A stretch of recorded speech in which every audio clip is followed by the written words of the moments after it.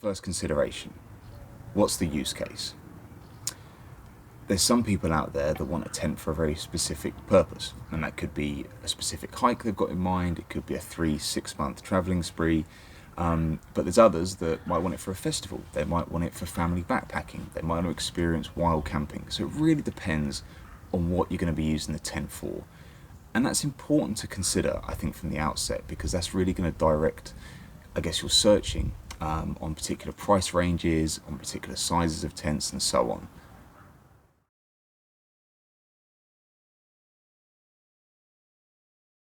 Let's talk about price. And the headline is, you probably don't need a premium tent. I think that's reserved for really specific use cases. So, are you going in the middle of nowhere? Are you going on a huge hiking trail? Are you going to be exposed to different weather conditions?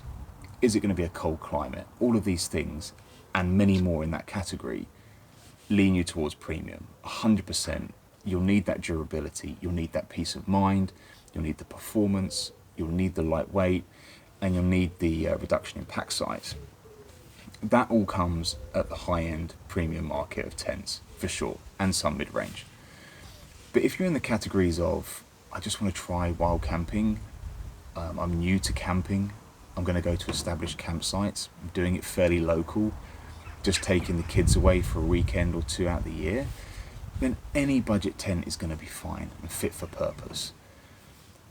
The difference between budget and mid-range are those little kind of intricacies and performance to an extent. Weatherproofing is going to be improved, ventilation is going to be improved, the way the zip moves, the way the tent feels are obviously all going to be enhanced when you buy mid-range. But they're only really tested, I think, when you're in the tent for an extended period of time, or you're using it against the elements, for instance, when it rains. That's when the mid-range, I'd say, overtakes from budget. But then if you can choose when to go camping out your year and choose the nice weekends, then again, budget's the way to go. So I just really consider and think about when you're looking at spending a lot of money, because let's be honest, there's a few £100 difference between a budget and a mid-range, and then again for a premium. So just think about how many times you're going to be using it, and that will kind of give you, and when you're going to be using it as well, the kind of indication to how much you should spend.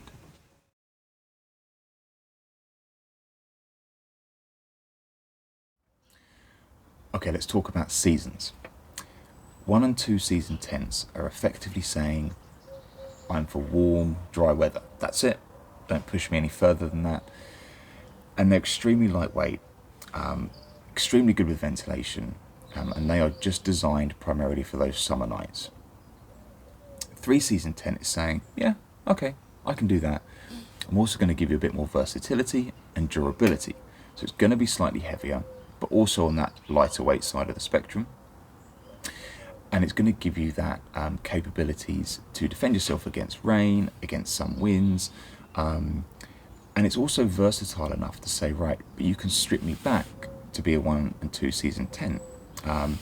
For instance, most are double walled on a 3 season tent, so you can just take the outer fly off and sleep in the inner mesh if you know it's going to be warm and dry. So a lot of tent manufacturers go down that road because they know how popular that kind of versatility is. Then you have the kind of specific use case, right, of a 4 season tent, which for me is just saying that I can handle those more extreme conditions than a 3 season tent can do. I'm going to be more durable, I'm going to be much more stable in winds, and I'm going to be much better in those harsher environments, especially in the cold. It's going to be much more wind resistant, and the walls are going to be that much thicker, which obviously pack weight and all that kind of stuff is going to be much more on a 4 season tent. But that's really all you need to know. Okay, so lastly, you've chosen your tent, you've purchased, it's arrived, we're going camping, and this is exciting. Before you go though, try the tent out. If you're lucky enough to have your own garden space, or you have a friend with a garden, or there's any outdoor spaces near you, like, try the tent out, put it up before you go, take it down before you go. That's super important because you don't want to be at a campsite and it's just beginning to rain and you're with the family and it takes you 3 hours to put the tent up. Or you're out in the middle of nowhere on a trail and you've got a faulty pole system or there's a tear in the tent. Likewise, if you know it's going to rain, put it out for a weekend. Like, try it out in wet weather. See if there's any leaks. All of that kind of stuff is just going to put your mind at ease and make it easier for you when you're out there for the first time. I think though it's really important not to lose sight of what the tent is, and it is just a basic shelter. Like, that's it.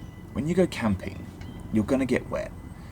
You're going to be hot inside your tent in certain conditions. You're going to be cold at some night times.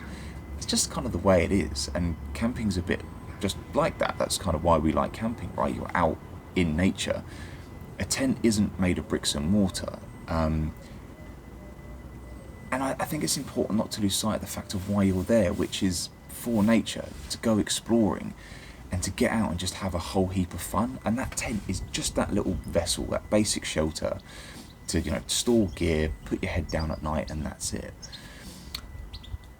With that said, I hope this review type video was helpful, and enjoy your experience. Stay camping, and I'll see you all soon.